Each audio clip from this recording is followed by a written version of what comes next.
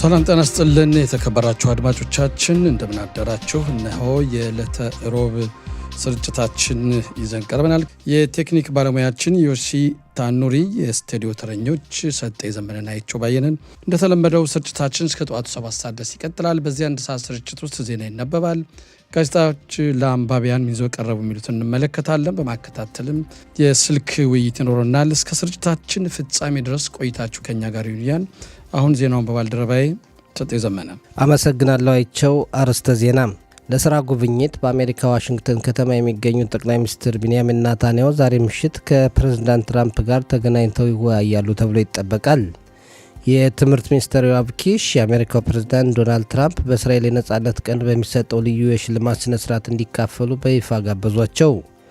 ጎግል ዋይዝ የተባለውን የእስራኤል ቴክኖሎጂ ውጤት በ32 ቢሊዮን ዶላር ለመግዛት የደረሰበት ውሳኔ ተፈጻሚ ለመሆን ተቃርቧል ተባለ።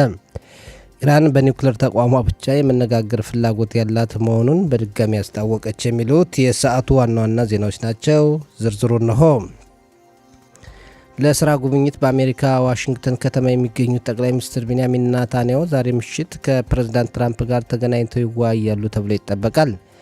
ጠቅላይ ሚኒስትሩ ወደ አሜሪካ በአስቸኳይ ያቀኑት ከአሜሪካው ፕሬዝዳንት ዶናልድ ትራምፕ ጋር ተገናኝተው ከኢራን ጋር በሚካሄደው ድርድር ዙሪያ ለመምከር እንዲሁም በጋዛ ሰርጥ የተኩስ አቁም ሁኔታና በአካባቢያዊ ጉዳዮች ለመወያየት መሆኑን ትላንት ከመብረራቸው በፊት ማስታወቃቸው ይታወሳል። አሜሪካ በኢራን ላይ ወታደራዊ እርምጃ ትወስዳለች እየተባለ ሲጠበቅ ድርድር መጀመሯ እስራኤልን አለማስደሰቱ ይነገራል። የኢራን እስላማዊ መንግስት መውደቅ ለሀገሪቱ ሕዝብ ብቻ ሳይሆን ለእስራኤልና ሌሎች አረብና እስላም ሀገራት እፎይታ የሚሰጥ ጉዳይ መሆኑም ይታመንበታል። ጠቅላይ ሚኒስትር ኔታንያሁ ከፕሬዝዳንት ትራምፕ ጋር ዛሬ ምሽት ሲገናኙ የኢራንን ወታደራዊ አቅም በተመለከተ ለትራምፕ አዲስ መረጃ የሚያቀርቡ መሆኑን የሲኤንኤን ቴሌቪዥን ጣቢያ ዘግቧል። እንዲሁም አሜሪካና ኢራን በድርድር ችግሩን የሚፈቱ ከሆነ ኢራን የኒውክሌር ማብለያዎቿን እንድታፈራርስ የባሊስቲክ ሚሳይል እቅዷን እንድትተውና ተላላኪዎቿ ለሆኑ ሽብርተኛ ድርጅቶች ሐማስና ሂዝቦላ የምታደርገውን ድጋፍ እንድታቆም ጠቅላይ ሚኒስትር ኔታንያሁ ፕሬዝዳንት ትራምፕን ይጠይቃሉ ተብሎ ይጠበቃል። ጠቅላይ ሚኒስትር ኔታንያሁ የአሜሪካውን ፕሬዝዳንት ከአሁን በፊት 6 ጊዜ አግኝተው ያናገሩ ናቸው። ከዛሬው ጋር 7ኛ ይሆናል ተብሏል። ይህም ከሌሎች የዓለም መሪዎች ጋር ሲነጻጸር በጣም ብዙ ግንኙነት ነው ተብሏል። ይህ በእንዲህ እንዳለ ጠቅላይ ሚኒስትር ቤንያሚን ኔታንያሁ ከአሜሪካ መንግስት ልዩ መልእክተኞች ጃርድ ኩሽነርና ስቲቭ ዊትኮፍ ጋር ትላንት ተገናኝተው በአካባቢያዊ ጉዳዮች መክረዋል። ጠቅላይ ሚኒስትር ኔታንያሁ ዛሬ ምሽት ከፕሬዝዳንት ትራምፕ ጋር ከመገናኘታቸው በፊት ከአሜሪካው ውጭ ጉዳይ ሚኒስትር ማርኮ ሩቢዮ ጋር ተገናኝተው ለመወያየትም ቀጠሮ ይዘዋል ተብሏል። የትምህርት ሚኒስትር ዮአብ ኪሽ የአሜሪካው ፕሬዝዳንት ዶናልድ ትራምፕ በእስራኤል የነጻነት ቀን በሚሰጠው ልዩ የሽልማት ስነስርዓት እንዲካፈሉ በይፋ ጋበዟቸው።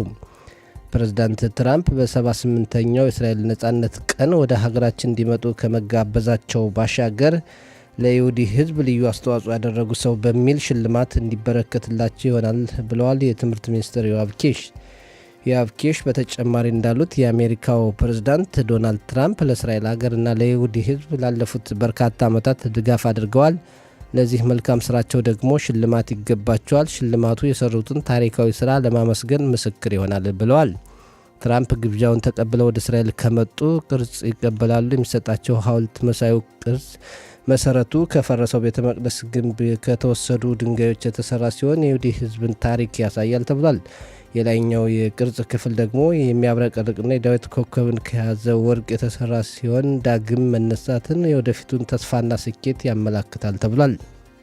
በእስራኤል አረብ ማህበረሰብ የመገዳደል ድርጊት እየጨመረ ሄዶ በ2026 ዓ.ም በገባ በአንድ ወር ከ10 ቀናት ብቻ 39 ሰዎች መገደላቸው ተገለጸ። ደም መፋሰሱ ቀጥሎ በሰሜን እስራኤል ዝቅተኛው ገሊላ ካፋር ካና በተሰኘው ቦታ ሳላህ ጃባር የተባለ የ30 ዓመት ወጣት ትላንት ተገድሏል። የአረብ ማህበረሰብ መሪዎች ጠቅላይ ሚኒስትር ኔታንያሁ በጉዳዩ ጣልቃ ገብተው የጸጥታ ጥበቃ አባላትን ሻባክ የተባለውን የጠቅላላ ደህንነት ጥበቃ ክፍል ጨምሮ መመሪያ እንዲሰጡና የአረብ ማህበረሰብን ወንጀል እንዲከላከሉ ጥሪ አቅርበዋል። የእስራኤል ደህንነት ጥበቃ አባላት በአረብ ማህበረሰብ ያለውን ወንጀልና ግድያ ለማስቆም በእጃቸው ያለውን መሳሪያ ሁሉ ጥቅም ላይ እንዲያውሉ የአረብ ማህበረሰብ አባላት መሪዎች ለጠቅላይ ሚኒስትር ኔታንያሁ በላኩት ደብዳቤ አሳስበዋል። በአረብ ሰፈሮችና ከተሞች እስካሁን እንቅስቃሴ ያደረጉ የጸጥታ ጥበቃ አካላት ለችግሩ መፍትሄ ስላልሰጡ ወንጀሉን ከስሩ ለመንቀል ሌሎች አካላት ጣልቃ እንዲገቡ የአረብ ማህበረሰብ መስተዳድሮች ጠይቀዋል።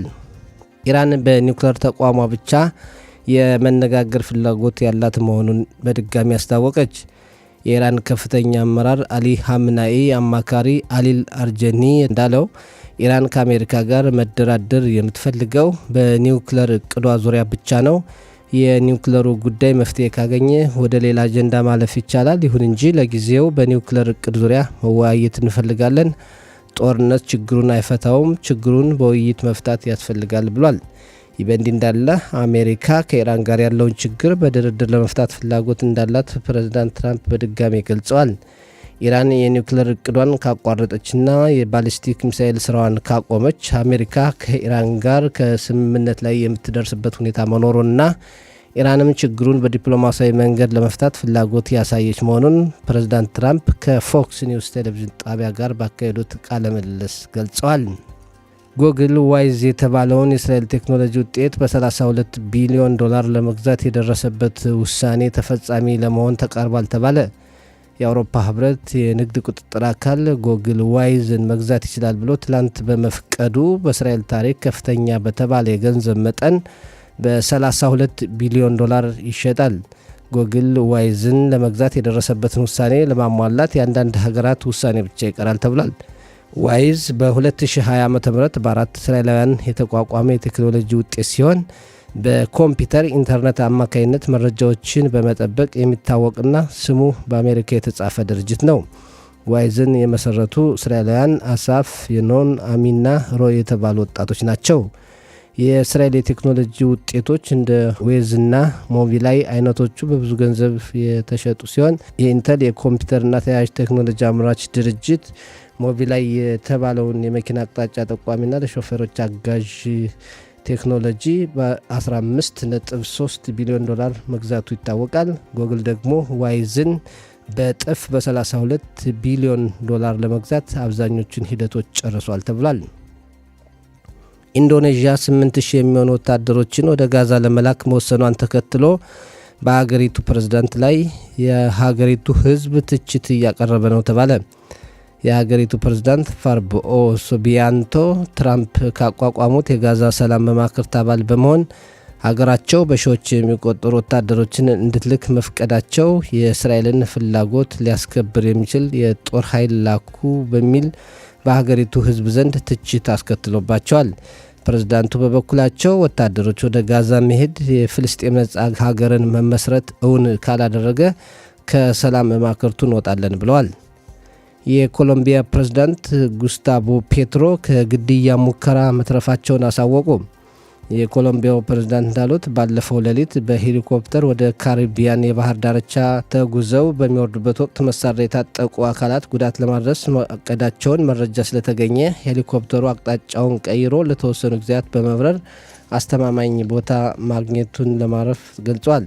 የኮሎምቢያው ፕሬዝዳንት የአደንዛዥ እጽ ዝውውርን ለመዋጋት ባላቸው ጥረትና የእሳቸውን አስተዳደር በሚቃወሙ ሚሊሻዎች ዘንድ የሚፈለጉ ናቸው፣ እርምጃ እንደሚወስዱባቸውም ሲዝቱባቸው ነበር ተብሏል።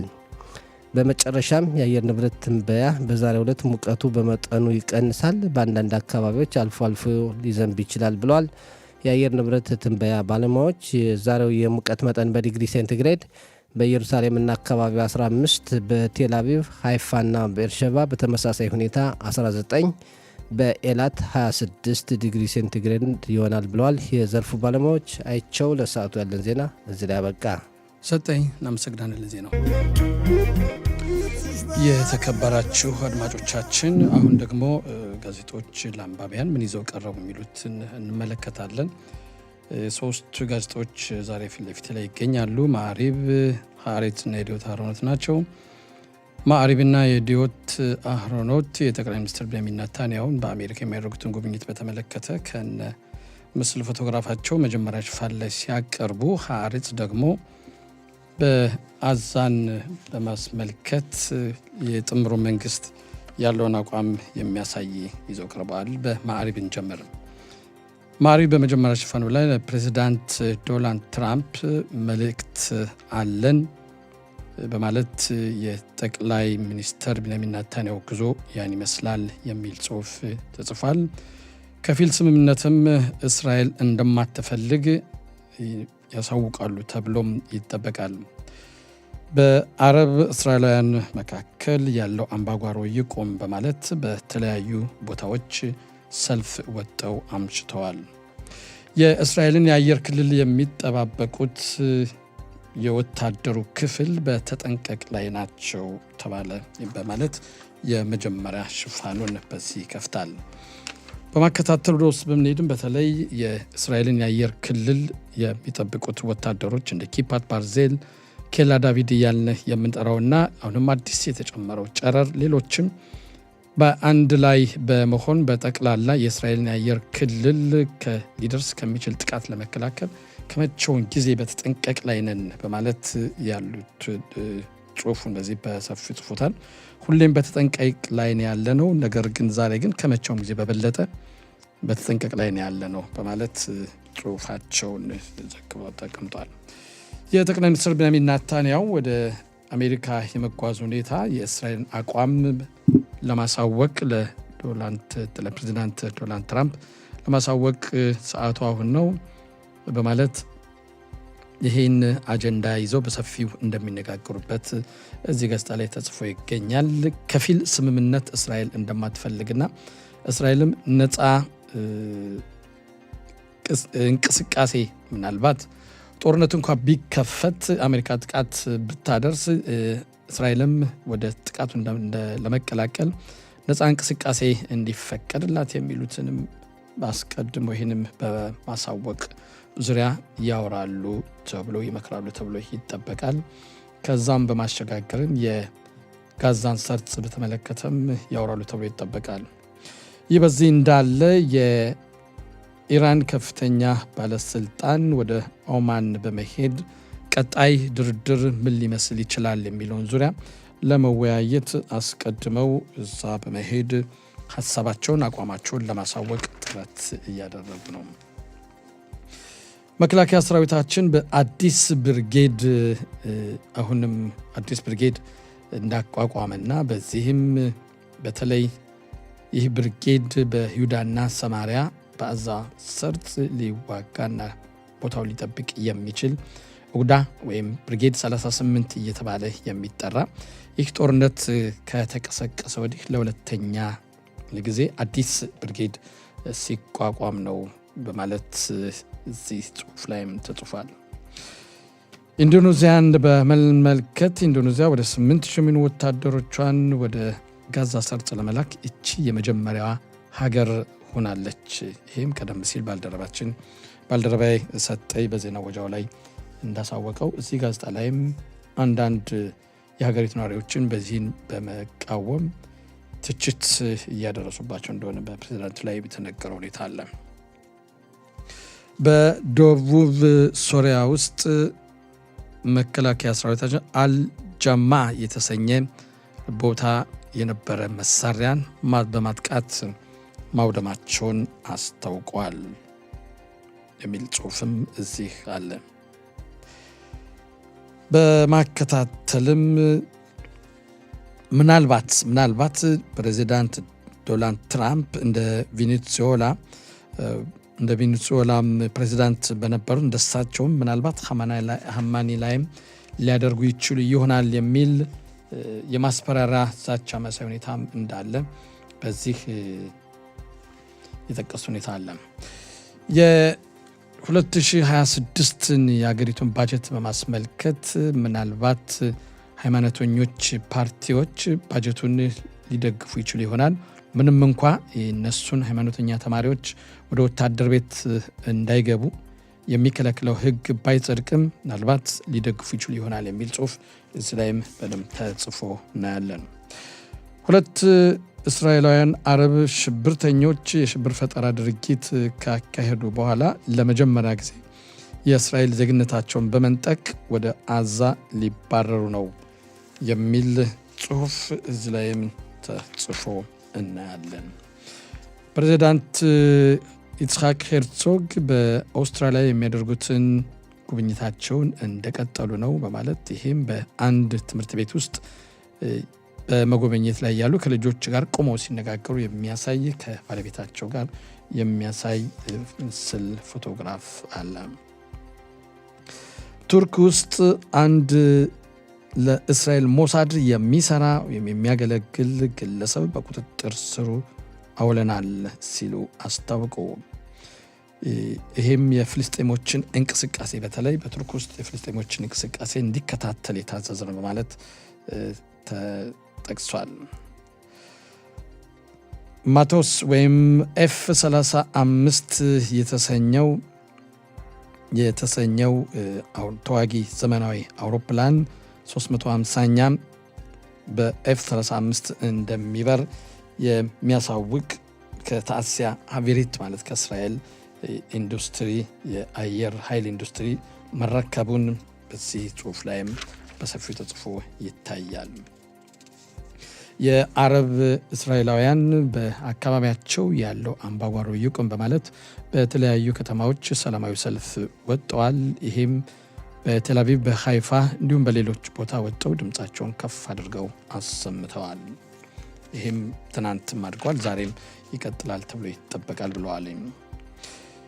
ልዩ በሆነ በአይነቱ ልዩ የሆነ የእስራኤላዊ ግኝት የሆነ ይህም አስቀድሞ የጉልበት ህመምን ሊያሳውቅ የሚችል ልዩ መሳሪያ መገኘቱ ይህም በኤምአርአይ በሚባል የምርመራ ሂደት ሊገኝ እንደሚችል የሚያሳይ ጽሑፍ አለ። እዚህ ጋር ወደ ሀሬጽ በምንመጣበት ሰዓት ሀሬጽ በመጀመሪያ ሽፋኑ ላይ የተጻፈው ያው ቀደም ሲል ተናግሮ በደጌል ሀቶራ እና የሻስ ፓርቲ ሃይማኖተኞች ተማሪዎችን ወደ ወታደር ቤት የሚያስገባው እንዳይገቡ የሚከለክለው ህግ ረቂቅ ባይቀበሉትም ወይም አሁን ወደ ድምፅ እንዲሰጥበት ወደ ክኔሴት ባይቀርብም ባጀቱን ግን ለማሳለፍ እየተወያዩ እንደሆነ እንደሚስማሙም ይህም የተጫወቱ ይሆናል።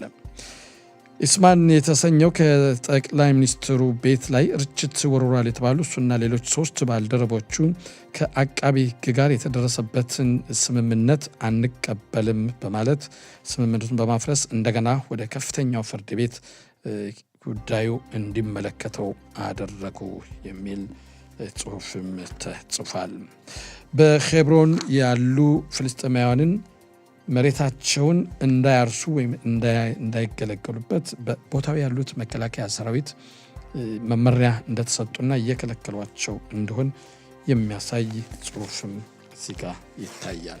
ወደ ማዕሪብ በምንመጣበት ሰዓት ማዕሪብ ላይም እንደ የዲዮት አህሮኖቱ የአዛን ነዋሪዎችን በራፊያህ ደንበር በሚተላለፉበት ሰዓት የስም ዝርዝራቸው ላይ የፍልስጤም አርማ ያለበት እንደሆን የሚያሳይ ሁኔታ መለየው እንደ አርማ ሆኖ የሚያሳይ ይታይበታል። እዚህ ላይ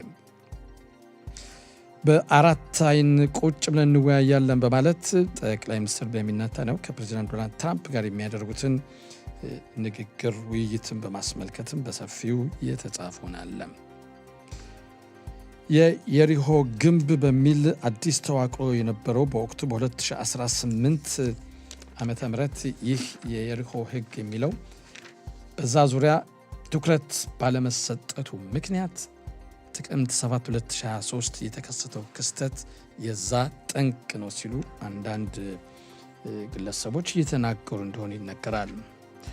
ሀገራችን ልትዋጣው ያልቻለችበት ክርክር ላይ አለመግባባት ተስፋፍቷል ይላል። ይህም በዚህ ጋዜጣ ላይ የዘወትር አስተያየት ጻፊ የሆነው አሪ ሻቢት የተሰኘው ነው የሚለው በተለይ በ3 ጉዳዮች ይላል። ይህም ከጠቅላይ ሚኒስትሩ ጋር ያለው ሁኔታ፣ ይህም የሀገሪቱ የዲሞክራሲውን ተጨባጭ ሁኔታ በማስመልከት ያለው የውስጥ አለመግባባት ይህ በከፍተኛ ደረጃ ሀገራችን እየጎዳ ይገኛል በማለት የጻፉት ጽሑፍ አለ።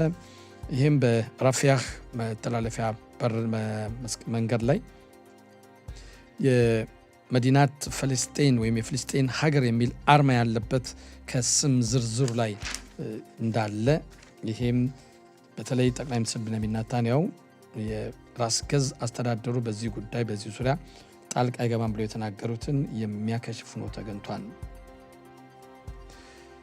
ጥንካሬ ብቻ ነው ይላሉ የክነሴት አባል ጻሂ ነግቢ። የኢራንን መንግስት ከስልጣን ማውረድ የሚቻለው ጥንካሬ ብቻ ነው። ምናልባት የአሜሪካ ወታደሮችም ይህን ሊያደርጉ ይችሉ ይሆናል። አዎ በጥንካሬ ከሰሩ ሊያደርጉት ይችላሉ በሚል የራሳቸውን አስተሳሰብ እዚህ ላይ ጽፈውታል። ጠቅላይ ሚኒስትር ቢንያሚን ኔታንያሁ ሰሞኑን ባቀረቡት ገጽ በተለይ ጥቅምት 7 2023 በካቢኔው የነበረውን ስብሰባ ውይይት በከፊል ለመንግስት መርማሪ ኮሚቴ በተጠየቁት መሰረት ያቀረቡት አሁንም መነጋገሪያ መሆኑ እንደቀጠለ ነው። በዚህ ዙሪያም የነበሩት ክስተቶችን በሰፊው በ2018 በ2021 በ2022 አሁንም በ2022 ብሎም ጥቃት ከመፈጸሙ በ2023 ይህን ጠቅላይ ሚኒስትር ቢንያሚን ኔታንያሁ የተቀበሉት መረጃ በማለት በሰፊው ዝርዝሮም ያስታውቃል። የቀድሞው የመንግስት አቃቢ ህግ የነበሩት በ2016 ዓ.ም ጠቅላይ ሚኒስትር ቢንያሚን ኔታንያሁ በተለይ በሙስና ተጠርጥረው ወደ ክስ እንዲፈረድባቸው የሚል ያቀረቡት አሁን ባለው ሁኔታ አይደለም በማለት ይሄም የእሳቸው ቃል የተናገሩበት ሁኔታ ይገኛል። አገራችን ገንዘብ የላትም፣ ብዙ ልጆች በተለይ ልዩ እንክብካቤ ያስፈልጋቸዋል። አንዳንዶች የራሳቸው ገንዘብ ካላቸው ልጆቻቸውን በዚህ እንክብካቤ መሰረት ይሰራሉ፣ ሌሎች ግን አቋጣሪ አጥተዋል በማለት የተጻፈ ጽሑፍ አለ። ይህም በአውቶቡስ በህዝብ ማመላለሻ አውቶቡስ ላይ አንዳንድ ሰዎች እየወደቁ የሚጎዱት ጉዳትን በተመለከተ የሾፌሮች እጥረት ስላለ ሾፌሮች አንዳንድ ሰዎች ተሳፋሪዎች ከተሳፈሩ በኋላ ሳይቀመጡ መኪናውን በማንቀሳቀስ ምክንያት እየወደቁ ጉዳት እየደረሰባቸው የሚለው በሰፊው ተጽፏል። ሊታሰብበትም ይገባል በማለት አስቀምጠውታል። ጋዛ እንደገና ታድጋለች፣ ታብባለች ይላል። በተለይ የጋዛ ሰርጥ ጥቅምት 7 2023 ወዲህ ሐማስ ካደረሰበት ጥቃት በኋላ በመከላከያ ሰራዊታችን ምክንያትም በታንኮች ወይም በተለያዩ ሁኔታዎች ቦታው ወይም የእርሻ ቦታው እርሻ ሳይታረስ ቆይቶ ነበር። አሁን ግን እንደገና የተመደበው ባጀት በመፈቀዱ በመለቀቁ ምክንያት ጋዛ ሰርጥ እንደገና ታብባለች በሚል ጽሑፍ በሰፊው ተጽፎ ይገኛል። ክቡራትና ክቡራን አድማጮቻችን እንግዲህ ከጋዜጦች አምድ ከሞላ ጎደል ለአንባቢያን ምን ይዘው ቀረቡ የሚሉት የእስካሁኑ ነበር። ማመኔ አንቺን ማመኔ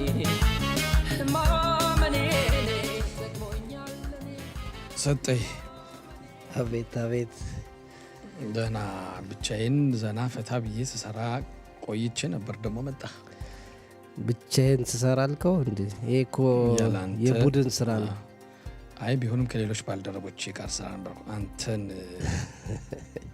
ጋር መስራት ግን ችግር ነው። ችግር አለ። ብዙአየሁ ማመኔ ይላል ሲል ነበር አሁን ዘፈኑና እኔ አንተን አላምንም። እሱ ማመኑ ጠቅሞታል፣ እኔ ግን አንተን ማመኔ ይጎዳኛል። እስኪ ቆይተን እናየዋለን። ለማንኛውም እንዴት ነህ? ሁሉ ሰላም ሲያስገኝ አንተ ስትመጣ? አዎ ትንሽ ዞር ብለህ ወደዛ ወደ እኔ አትጠጋ፣ እንዳታሻግርብኝ አልፈልግም። እንግዲህ ክረምት ነው ወቅቱ ነው። አየኸው እኔ አንተ ተናግሬ ሳልጨርስ እኔ ታመምኩት አንተ ትስላለህ እንዴ? እሺ ወደ ውይይታችን እንመለስ። ጠቅላይ ሚኒስትር ቢንያሚን ኔታንያሁ ዛሬ ትናንት ወደ አሜሪካ አቅንተዋል። ከፕሬዚዳንት ዶናልድ ትራምፕ ጋርም ዛሬ ምሽት ተገናኝተው ይወያያሉ ተብሎ ይጠበቃል። በተለይ ጠቅላይ ሚኒስትር ቢንያሚን ኔታንያሁ አሁን ያሰቡትን ጉዳይ ማድረግ ይችሉ ይሆን? ትንሽ አጠራጣሪ ነው የሚመስል። ያው እንደሚታወቀው አሜሪካ ብዙ ጊዜ የራሷን ብሔራዊ ጥቅም የማስከበር ሁኔታ ነው የሚታይባትና ብዙ ጊዜ ያው የኢራን ጉዳይ ይበልጥ ከማንም ሀገር ከዓለም ሀገራት ሁሉ የሚያሳስበው እስራኤልን ነው። እስራኤልን ለማጥፋት የሚዝት የአያቶላ አስተዳደር እስከሆነ ድረስ ይህንን ጉዳይ ለማስቀረት ኔታንያሁ እንግዲህ በአስቸኳይ የሄዱበት ሁኔታ አለ። ትልቁ ሁኔታ የኒውክሌር ቅዷን ኢራን እንድታቆም የባለስቲክ ሚሳኤሏን እንደዚሁ እንድታቋርጥ ሽብርተኛ ድርጅቶችን መደገፏን በተለይ ሂዝቦላንና ሐማስን የምትሰጠውን ገንዘብ ድጋፍ እንድታቆም የሚል ነው። ግን ሁቲዎችም አሉ፣ ኢራቅ ውስጥ ያሉ አማጽያንም አሉ። ብዙ አሉ። እስራኤልን ይዋጉልኛል ለምትላቸው አካላት ብሎ ድጋፍ ማድረጓ ማያጠራጥር ነው እና ይህንን ታቆማለች የሚል ነገር የለም። የኢራን መሪዎች እያሉት ለጊዜው በኒውክሌር እቅዳችን ዙሪያ ነው የምንዋይ ነው ያሉ። የተማመኑበት ነገርም ያለ ይመስላል እና ትንሽ አስቸጋሪ ነው መስሎ የሚታየው። እንግዲህ ደግሞ መቼም ላዩን ይወያያሉ ይባል እንጂ በውስጥ ደግሞ ሌላ ጉዳይም ሊኖር ይችላል፣ ለመገናኛ አውታሮች የማይገለጽ። ሌላውም በጋዛ ሰርጥ አካባቢዊ ሁኔታም ሁሉ ይነጋገራሉ ተብሏል። እንግዲህ ናታንያሁ ትላንትና ወደ አሜሪካ ማቅናታቸውና ዋሽንግተን መድረሳቸው ከአሜሪካ መንግስት ልዩ መልእክተኞች ዊትኮፍና ኩሽነር ጋር ተገናኝተው መወያየታቸው ይታወቃል። ዛሬም ከትራምፕ ጋር ከመገናኘታቸው በፊት ከአሜሪካው ውጭ ጉዳይ ሚኒስትር ጋር ይገናኛሉ። በአጠቃላይ ግን እስራኤልን የሚጠቅም ነገር እንኳን ከድርድር ከደረሱ ከስምምነት ከደረሱ እስራኤልን የሚጠቅም ነገር እንዲኖር ነው ዋናው ዓላማና ያሳካሉ የሚለው በጥያቄ ምልክት ነው። እንዴት አየው? ይሄ ትልቁ ጥያቄ ነው፣ አጠራጣሪ ነው እንዳልከው። ምክንያቱም ይሄ ብቻም ሳይሆን አንተ እስካሁን የዘረዘርከው ጉዳዮች ብቻ ሳይሆንም በፋርስ ባህረ ሰላጤ የሚገኙት የአሜሪካ ወዳጅ የሆኑ ሀገራት አሉ። እነሱ አሜሪካ ጥቃት እንድታደርስ በፍጹም አይፈልጉም። እንደውም በትናንትናው ዕለት የቱርክ የውጭ ጉዳይ ሚኒስትር አሜሪካ ኢራንን አታጠቃን ሲሉ የተናገሩት ሁኔታም አለና ይህ ነው እንደ ዶናልድ ትራምፕ አካሄድ እንኳ እስካሁን ድረስ ጥቃት ያደርጋሉ የሚል ግምት ነው የነበረው። አሁን ግን የነኚህ ሀገራት ተጽዕኖ በጣም የሚገርም ሁኔታ ነው። በተለይ እነ ሳዑዲ አረቢያ መጀመሪያ አካባቢ አሜሪካ ጥቃት እንዳታደርግ ሲሉ ነበር። በኋላ ግን እንደገና ውስጥ ለውስጥ ግን ይህንን አሁን ያለውን የኢራን መንግስት አሜሪካ የዛተችውን ጥቃት እስካላደረሰች ድረስ እንደገና ተጠናክሮ ይወጣል በማለት የተናገሩበት ሁኔታ አለ። እንግዲህ ይቅርታ ውስጡን ስናየው ሁሉም ቢሆን እነኚህ የፋርስ ባህረ ሰላጤ ሀገራት በተለይ ኢራን ጠንካራ እንድትሆን አይፈልጉም። በአንድ በኩል ደግሞ ይሄ አሁን ያለው መንግስት እንዲወርድ አይፈልጉም። ምክንያቱም ከግል ጥቅማቸው ጋር አንጻር የሚወስዱት ጉዳይ ስላለ ነው እና አወዛጋቢ ጉዳይ ነው ያለው። አወዛጋቢ ነው። በጣም የሚገርመው ማለት ነው አሜሪካ የተነሳችበት ዓላማ ነበረ የኢራንን ህዝብ አጨፍጭፉ፣ አትግደሉ በሰላማዊ ሰልፉ። አሁን ያ ጉዳይ ችላ ተብሎ ወደ ኒውክለሩ ወደ ሌላው ጉዳይ ነው ትኩረት ተሰጥቷል። እርግጥ ለእስራኤል የሚጠቅመው ይህ ጉዳይ ነው፣ ግን የአያቶላችን አስተዳደር በዚህ ምክንያት ማውረዱ በጣም ጥቅም የሚኖረው ነበረ። ጉዳዩ ያው ስብስ ነው። ግን ይህን አሁን አሜሪካ አሁን የኒውክለሩን በማስመልከት ትራምፕ ባለፈው በ12 ቀን ጦርነት አመድ አድርገነዋል አይደለም ያሉት እንዴ? የተባለውንማ ምናምን ቢሆን ስንት ነገር ተብሎ ነበር መሰለ። እንደሚገርም ነው። ብዙ ነገር አለ። ከጦርነቱ በኋላም ኢራን ራሷን ያጠናከረችበት ሁኔታ ብዙ ስላለ እንግዲህ መረጃም ብዙ ነገሮች አሉ። ምናልባት ደግሞ ወታደራዊ ጥቃት ለመፈጸም ቅድመ ዝግጅት እየተደረገ እንዳለ ነው ይበልጥ የሚነገረው። ጥቃቱ ባይቀር ነው መስሎ የሚታየው። አይቸው ወደ ሌላው ርዕሰ ጉዳያችን ስናልፍ በሽብር ጥቃት የተወነጀሉ የእስራኤል ዜግነት ያላቸው 2 አሸባሪዎች ወደ ጋዛ እንዲባረሩ ተወስኗል። እንዴት አየው? በጣም ዘገዩ ነው የምለው እኔ በዚህ ዙሪያ። ምክንያቱም ባለፉት 3 ዓመት ነበር ይሄ ህግ የረቀቀው። ነገር ግን እስከዛሬ ድረስ አንድም ሽብርተኛ እንዲባረር እየተደረገ የለም። ሲባረር ደግሞ የእስራኤል ዜግነቱን ነጥቀው ነው ወደ አዛ የሚያባሯቸው። ዞሮ ዞሮ እስካሁን ድረስ ይሄ ተግባር ላይ አለመዋሉ በጣም የሚገርም ሁኔታ ነው። ግን ይሄም መሆን አለበት፣ ለሌሎችም መቀጣጫ ይሆናል። የሚፈልጉት ነገር ምንድን ነው? አሁን አረብ እስራኤላውያን እዚህ ያሉትኝ ምንም እንኳ ቢሆን ሁሉም ማለት ይቻላል በቅድሚያ የሚሰጡት የፍልስጤም የሚለውን ጉዳይ ለፍልስጤሞች እንጂ እዚህ ላሉት እስራኤል እንደ ሀገር አድርገው አይጠብቁትም፣ እንደ ሀገር አድርገው አይቆጠሯትም። ነገር ግን ፍልስጤም ሂዱ ነው ወይም አዛ ሄዳችሁ ኑሩ ብትላቸው ግን አይሄዱም። ስለዚህ ውሳኔው ጥሩ ነው። ውሳኔውን በጣም መሐመድ አህመድ የተባለ 23 ዓመት የታሰረ እንዲሁም መሐመድ አህመድ ሁሴን ሀላሲ የተሰኘ 18 ዓመት በሽብር ጥቃት የተወነጀሉ ናቸው። እነዚህ ሁለቱ የእስራኤል ዜግነት ያላቸው ናቸው። እንግዲህ ያው በተለይ ቤንግቪር ከሚፈልጉት በሞት ይቀጡ ከሚሉት ጋር ትንሽ በወረደ መልኩ አገሪቱን ለቀው ይሄዱ ወደ ሌላ ቦታ መባሉ ምናልባት ለሌሎች ትምህርት ይሆናል ብለን እናስባለን። በቀጣይ እናያለን። ትልቅ ጥያቄው አሁን የሚያባሩት እነሱም ብቻ ነው እሱ ቤተሰቦቻቸውንም ጭምር ነው። እዚህ ላይ በመሰረቱ ኃጢአት ማለት ስህተት የሰራውን ሽብርተኛ የተባለውን ነው እንጂ ቤተሰቡ ላይ እርምጃ መውሰዱ እንደው በሰብአዊ ሁኔታም ትክክል ነው የሚል አስተሳሰብ የለኝም። የሽብር ፈጠራውን ግን ሊቀንስ ይችላል ታስባለህ? ይቀንሳል ብዬ አስባለሁ። አሁን ቤት ማፍረሱ ብዙ የቀነሰበት ሁኔታ አለ።